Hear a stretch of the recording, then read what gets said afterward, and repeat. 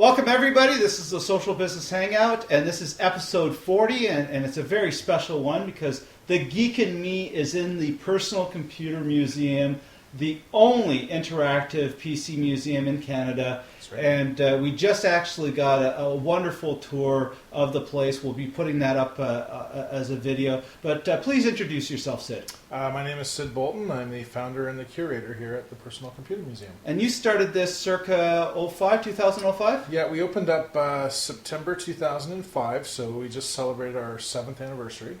And I've been wanting to do this, and I've been working on this project sort of on and off for about 25 years. But for 7 years, it's been a reality, so you don't have to tell me. Dreams can come true. I've been thinking about doing this for a long time. Finally made it happen. And for those of you that can't be here or don't have the ability to see what we just saw, it's awe-inspiring. Like for any person that is either in the IT field or has grown up in the 80s or had a computer at home, and we're not talking consoles or whatnot, we're talking PCs. Mm-hmm. And when I say PCs, I'm obviously including Macs, PCs, variations that PC no longer in its original representation would just meant personal computer. Yeah, meaning I don't have a mainframe in my backyard. Right. Because when you think about it, the museum, you would have it would have housed a mainframe. Yeah, I mean, we call it the Personal Computer Museum because we strictly, if you want to be official about it, we only chronicle microcomputers is what they're called. Nobody calls them microcomputers today, but the computers that we use are classed as micros. Of course, mainframes were the machines that were around in the 40s and 50s and 60s and beyond. And to this day. And then the mini computers. Now, I shouldn't say that we only have micros because we do have one mini computer. We have a PDP-11. And the PDP-11 was actually, it's been sitting in Brantford for probably a good 3 or 4 years we've had it. And it actually left Brantford. It got on a truck and it went to Toronto, and it was part of an upcoming film. So it was actually a recreation of a government office in 1976. So it was used in the film. The film is called Public Sector. It's going to be a short film. Stars Gil Bellows, who was in Ally McBeal. I'm not sure what kind of distribution, if it's going to be on the film festival circuit or where it's going to be, but sometime in the future, if you come across this movie and you see this old computer, that's ours. And vice versa. There's the last computer we were looking at was seen in the movie War Games as well, and that was That was a 1983 release from MGM, and that was an IMSI 8080 computer. And the IMSI is 1976 was when it came out, and it was one of the first personal computers ever made. And is that the oldest one that you have here? It's the oldest one that we have. It's sort of a lot of people ask us, if we can have the computers chronologically.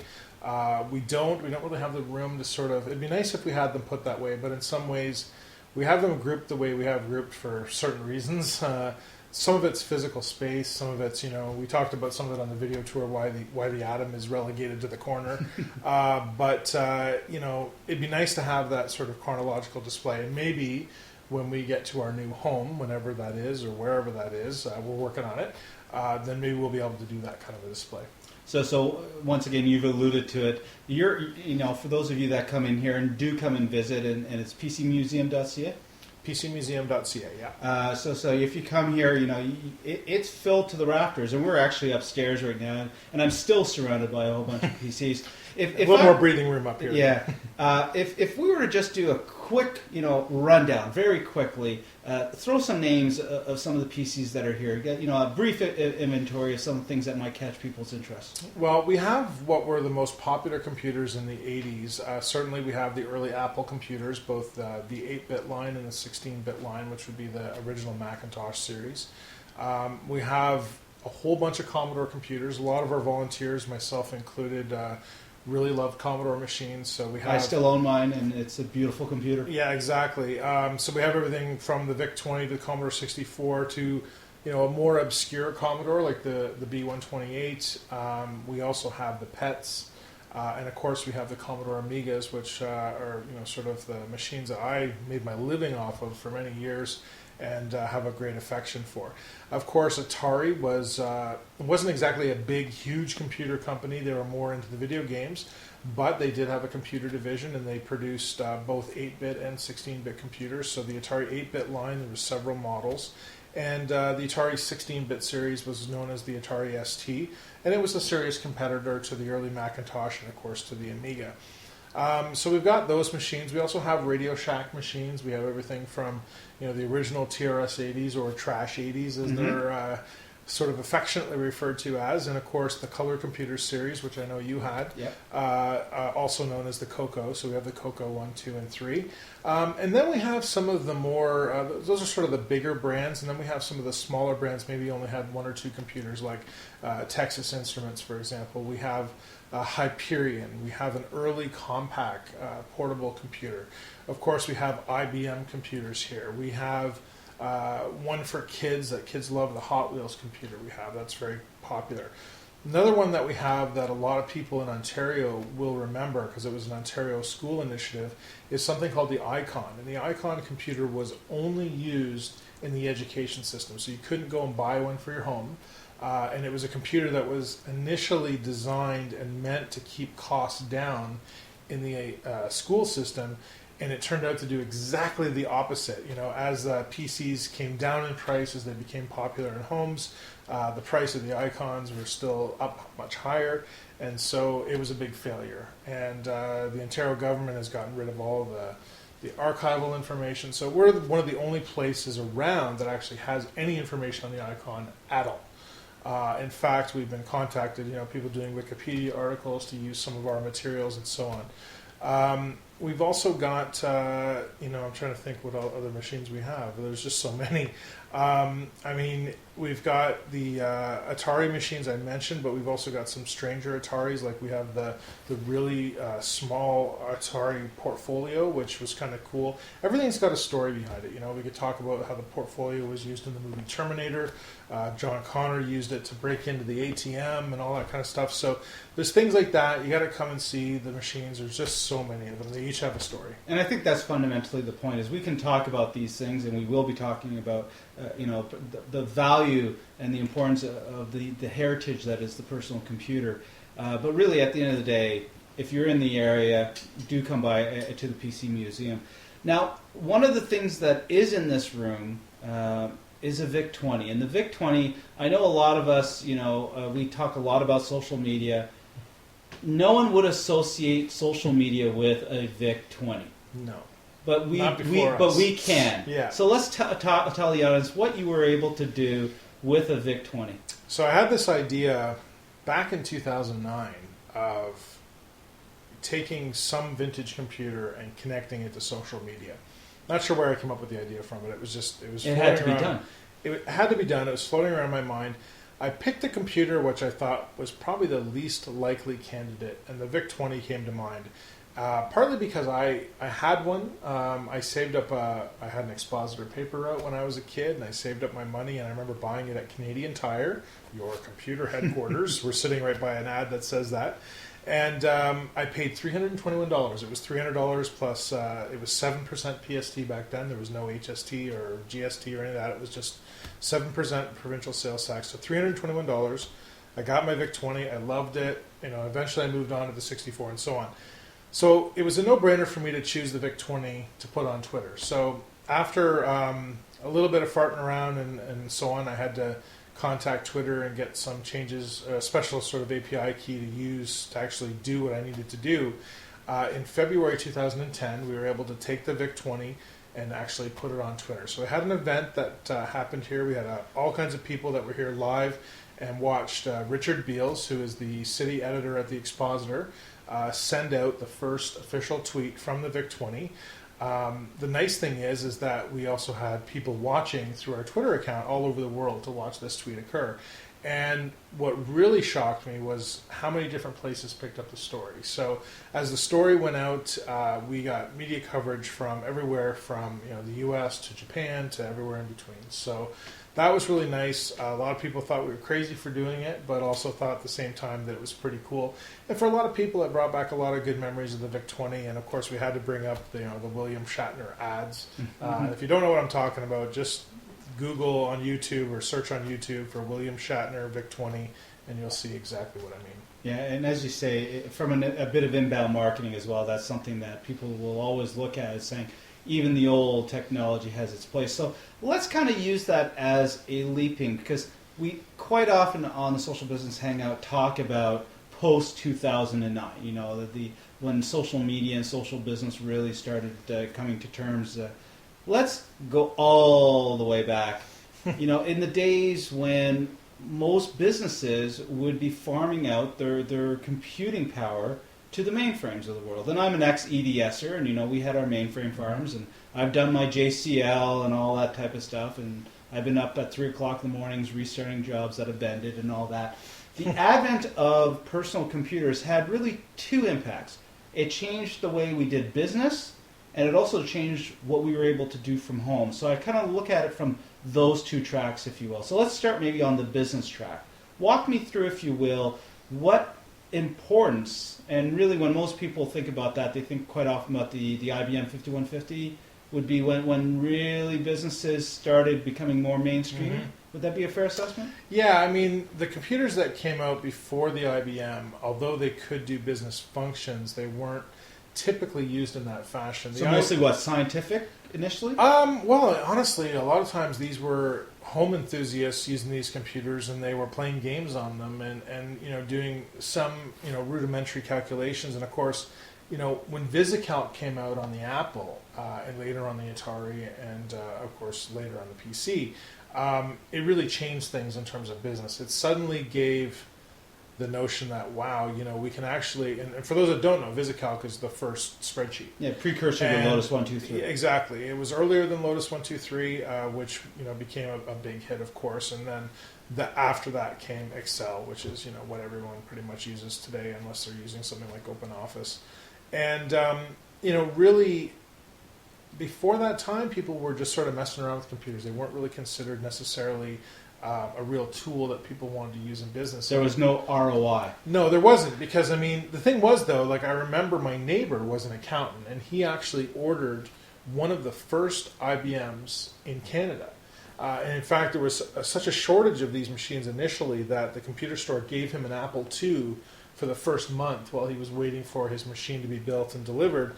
And that's actually the first computer I ever touched, because I used to go mess around with their typewriter all the time when I was a kid. And they had an electric typewriter, and I had a manual typewriter. So I used to, like, write all my stories and stuff like that on this manual typewriter, and then I'd sneak over to their house for tea. I was 8. I had tea and typewriter time. That was what I did over at their house, and of course I'd visit too. But and then one day they said, "Hey, we've got this cool new typewriter," and it turned out to be an Apple II. And then not long after that, they got an IBM PC. They had Adventure on there, which we actually have set up in the museum right now. And I just remember just being amazed by it.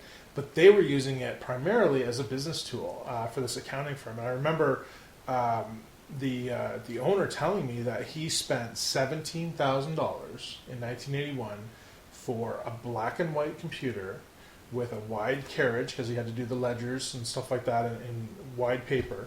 The software and everything was $17,000.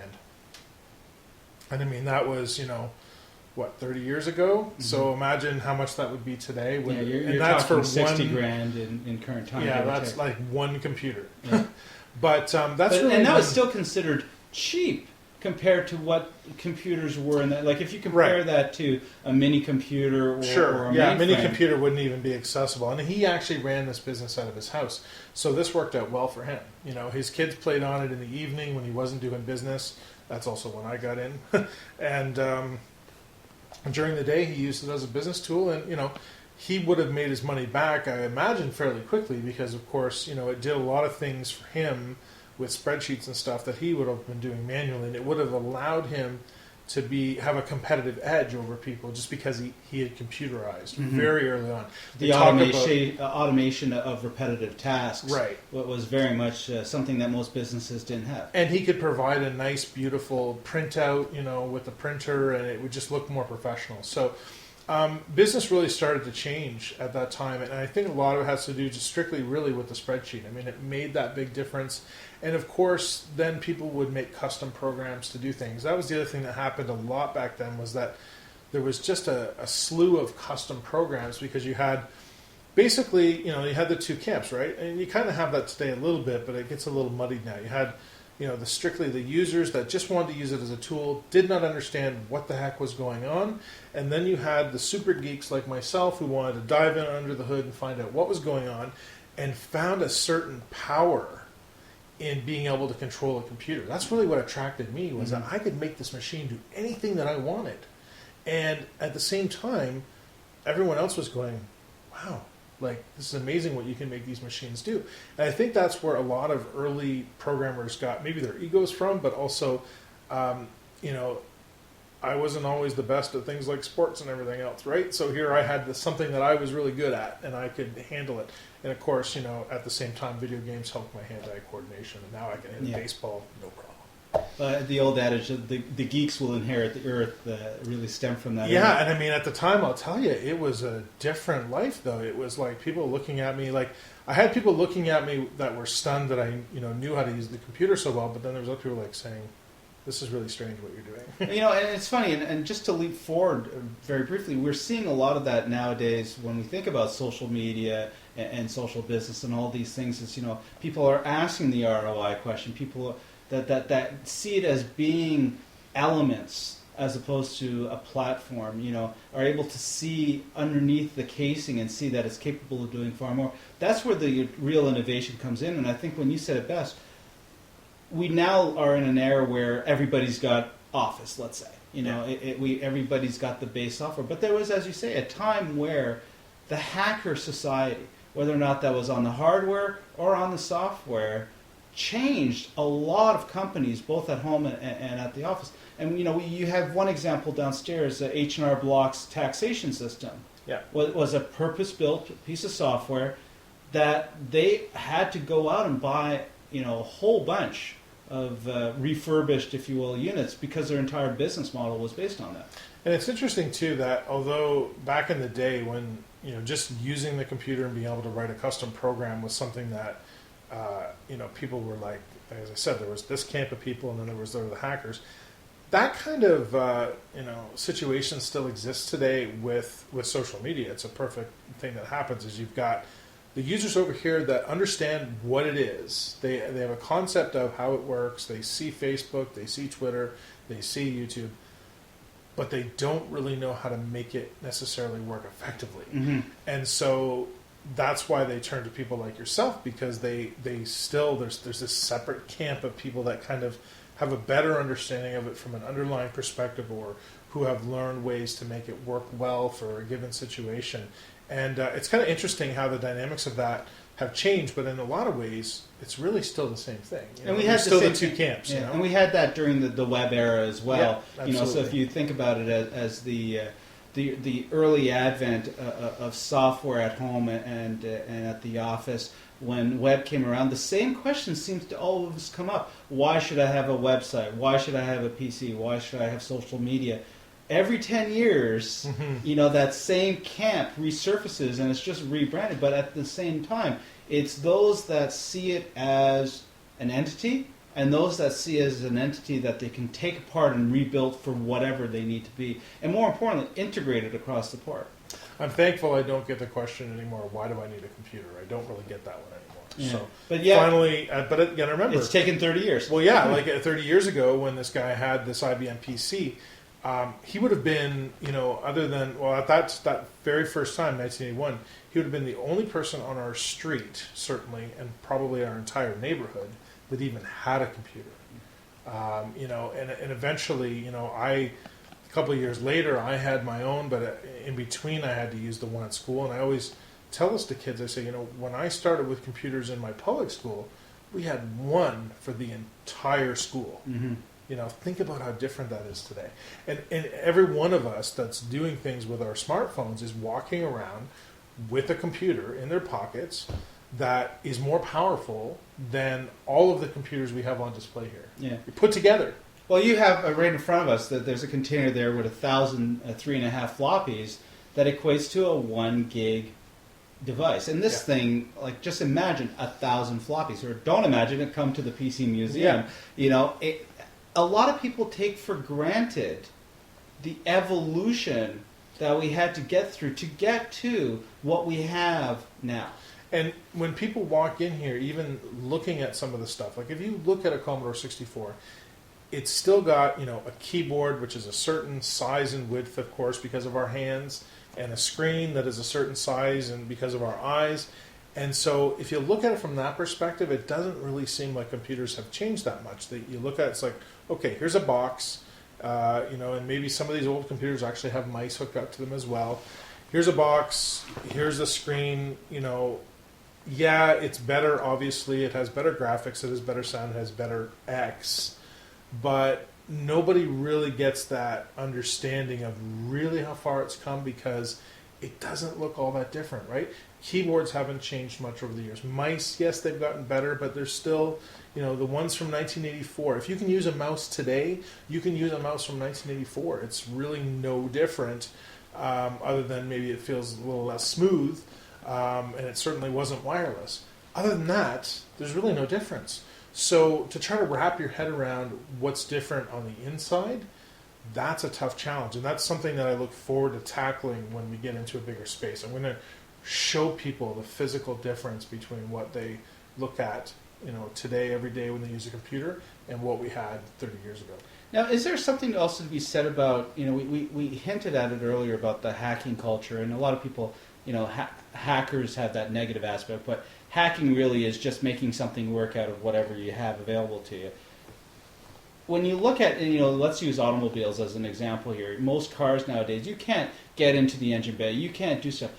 In the good old days, I'm dating ourselves when I say that, you could literally crack open a casing and play and try different things. Is there something to be said about that early ability that you don't necessarily have that same dynamic? Yeah, and I think one of the things we've talked about doing here is having a summer camp for kids where they learn completely on retro computers rather than messing around with modern stuff. Because with the retro computers and the core of the computer, like the CPU, the RAM, everything else, it's still the same. It might be faster and better, of course, in newer computers, but the concepts behind them are still valid. The way mass storage works and how it's transferred from that mass storage into the CPU, all that stuff, it's exactly the same. And being able to get under the hood and actually do something, and this is sort of what I often will say when I'm describing why when people come here they feel nostalgic and why they feel emotional, because that's the really strange thing in a way, but it's the thing that excites me the most is when somebody walks in here and has an emotional reaction to a machine. And you think to yourself, why would you do that? Why would you have an emotional reaction to something that's just, a piece of plastic or whatever? But the reason is because when people use those machines, they actually felt a sense of accomplishment when they did something. Getting a program to load, writing a custom program, tinkering around, gave you that sense of accomplishment and made you feel good about yourself and that you were doing something really positive. Today, to use a computer, you don't need to know a lot. If you can click, you can run a program or whatever. They've become so simple that They sense become of appliances. Yeah, exactly. And the sense of accomplishment, discovery, and wonder is gone. Yeah, like I remember, and once again, I still have my Commodore 64, and I actually still have the software that I wrote. One of the most elaborate programs, first elaborate programs I wrote was on the Commodore 64, and I was looking at a Rubik's Cube. And I said, I want to look at the motion of the Rubik's Cube, and I created a two-dimensional representation of the Rubik's Cube, and it's a crap load of go-to statements. Okay, Yeah. just a crap load of go-to statements, but I literally reproduced the entire concept of the Rubik's Cube on a Commodore 64 with the colors and whatnot, and had the keyboards laid out so that you move the whatever. But then I turned around and said, wouldn't it be great for me to be able to remember all the movements and then just reverse it, and now you had the ability to solve the puzzle, right? Right. We're talking hundreds and hundreds and hundreds of lines of go-tos and debugging it, because all of a sudden you'd click something and the wrong thing would happen because you got the go-to wrong. And this was not an efficient piece of code. But when I finally got it, as you said, that sense of accomplishment from nothing to something. And now I think what we see is that something's there. Yeah. And a lot of the stuff, it's so easy to do anything today that it's, I don't know. It's good, and it's brought computers to the masses. It's demystified the machine and made it, like you said, an appliance or a tool, and that's done a lot of great in the world. But it's also taken away something for some people. Now you can still find it if you look hard enough. You know, you can still find programming languages. You can go find basic and do basic programming on your modern PC. If you look, it's there, but you have to know to look for it. And I also think one great thing with hardware is like things like Arduino controllers, where you can actually go in and program hardware stuff. Those are great types of things to bring back that sense of accomplishment. So I think that's good. And you know, we could actually write a little program here and use a go-to statement. We could say 10, print, you have been listening to the Social Business Hour. 20, go to 10. Exactly. So when you think about that, and that would just be, for those of you that don't know BASIC, it would just go on and on and on until you would go control break. In the old days, you'd throw in the input statement in there. It's like, input what you wanted to print, right? Now you're being fancy. Oh, 3 lines of code now. But, fundamentally, that's really what people don't think like that. And I'm not trying to be nostalgic or change the viewpoint, but when you now are, and we call what we're in right now either the social era, the age of the platform, and even PCs, we refer to them as appliances. Like my MacBook Pro literally has been on for 3 years, and I know very little about it, but my previous computers, I would have had the thing apart. My Xbox 360 just failed on me, and to crack that thing open took an hour just to get through all of the devices, because they don't want people to go in there. No. And you miss it. But when I got opened up, it's like, there's a central processor, there's the graphics processor. Okay, I understand how this thing works. It never really changed. Yeah, that's right. And you're right. I mean, they don't need you or want you to. I mean, look at how Apple does its products. You can't even replace batteries on things that are, they're going to fail at some point. It's just inevitable that they will. But of course, there's two things that have changed that. Design aesthetics, Jobs didn't want the extra bulk of putting in something that's removable. And also planned obsolescence, They want you to buy the next model. They don't want you to fix the old one. They want you to buy the new one. And the iPhone 5 recently just been released, and how many people really needed an iPhone 5? Yeah, well, I mean, I've got a 4S, so I'm not making the jump to the 5. I don't need to, it doesn't entice me that much. But some people it will, And but if you think back to the way computers were before, like if you had spent as much money as you would have to get those machines and something went wrong, you were going to fix it. You were going to open up and get in there, and if you didn't know how, you were going to send it out for repair and get it fixed, because it was far cheaper to get it repaired than it was to buy a whole new one. So things are just not like that anymore. I mean, we find that people donate computers to us that are perfectly working fine, that are actually not that old, because the machine has been riddled with spyware, malware, whatever, and they don't want to pay the $100 to $150 to get it fixed at a service shop, because what they're going to get back is the computer that they bought 3 years ago, essentially, or 2 years ago, or whatever it was.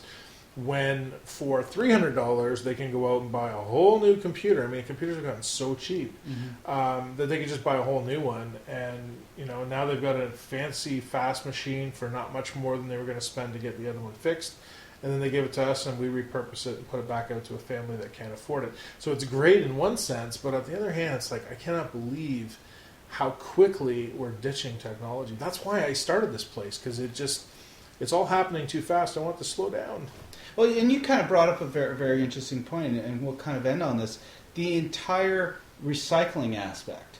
These things, as you say, most computers, when people say it's slow, it's probably because of all the stuff you loaded on over time. And if you do a base reboot or reinstall, you're back to something that was as fast as it was before. Yeah. The bloatware and all that. But the amount of hardware, the amount of electronic recycling and all that we see right now is because we've changed to a world where, as you said, we don't fix things anymore. No. Everything's disposable. And if you really are looking for a place to dispose of your old computers and you're in the Bradford area, bring it to us, because, software, books, all the stuff that goes with it, everything, we take it. And the thing is, I mean, we do recycle stuff, of course, but at least if you bring it to us rather than, say, taking it to your municipality to get rid of it, when you take it there, they just get rid of it. It's gone. There's no chance of it being reused or repurposed. At least with us, one of three things happens. Either we get the machine and we fix it up and give it out to a family. Secondly, maybe it's historically significant. We keep it here. And then lastly, recycling is the last choice. So, I mean, at least with us, you get a chance that it might be used somewhere else. So, one final note, when you think about your museum, why would someone want to come to the PC Museum? And why is it relevant to them? I know we touched bits on it, but if we were to re-sum that up. Well, I mean, it depends on sort of your background, but if you've used these computers in the past, here's a chance to relive your own personal history. We're different than most museums in that the stuff that we have has existed in a lot of people's lifetimes, so they can come and step back into a time period that's maybe positive for them, where they can try out what they used to try and have a lot of fun doing it. If you're younger, here's a chance to get educated on what you've missed. All the cool stuff that's happened in the last 30, 40 years, and how we got to where we are today with our smartphones and our computers, because there's a rich history in how we got here. And a lot of times, your favorite game designer or your favorite, program, there's probably some version of it or something that happened in the past that's going to bring you a little bit closer to that particular thing. For example, if you like the Sims games, come and visit Will Wright's first game. It was a simulator in a way, but it wasn't the Sims. If you want to find out that, then come and visit us and talk to us about it. So part of it's education, part of it's taking a step back in time. Either way, it's a lot of fun. And best way to find it is pcmuseum.ca. pcmuseum.ca. We're located at 13 Alma in Brantford. Just go to pcmuseum.ca to find out our hours. And if you've got an iOS device, you can also download our app. It's free, and you can check out lots of stuff on that. Sid, it's been a fabulous conversation with you. And more importantly, we're actually going to be doing a couple of more of these. The next one is going to be about the history of gaming, because your collection of games, second to none. That sounds like a lot of fun. Okay. Thank you, Sid. Reintroduce yourself. Sid Bolton, Personal Computer Museum. Thanks for listening. And I'm Robert Levine, your social business mentor.